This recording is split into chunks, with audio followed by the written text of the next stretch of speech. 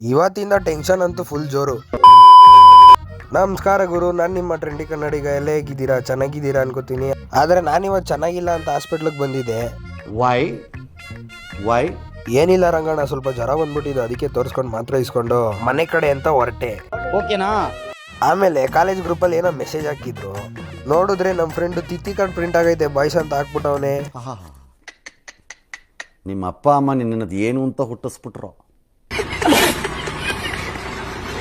ಆಮೇಲೆ ಸರಿ ಆಯ್ತು ಅಂತ ನಾನು ನಮ್ಮ ಫ್ರೆಂಡ್ಸ್ ಎಲ್ಲ ಕಾಲೇಜಿಗೆ ಬಂದು ಹಾಲ್ ಟಿಕೆಟ್ ಇಸ್ಕೊಂಡ್ವಿ. ಅದಾದ್ಮೇಲೆ ಎಕ್ಸಾಮ್ ರಿಲೇಟೆಡ್ ಏನೋ ಹೇಳ್ತಾ ಇದ್ರು. ತಲೆಗೆ ಹೋಗುತ್ತೆ ಅಂದ್ರೆ ಎಲ್ಲ ತಲೆ ಮೇಲೆ ಹೋಗ್ಬಿಡ್ತು.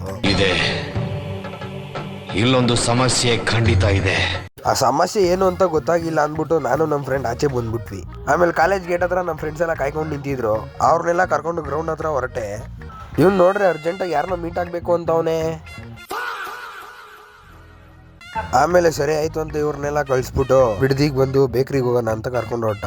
ಬೇಕ್ರಿಗೆ ಬಂದು ನಂಗೊಂದು ಪಪ್ ಸ್ಪಾನ್ಸರ್ ಮಾಡ್ದ. ನಿಂದು ತಾಯಿ ಗುಣ ತೀರೋದಿಲ್ಲ ಋಣ.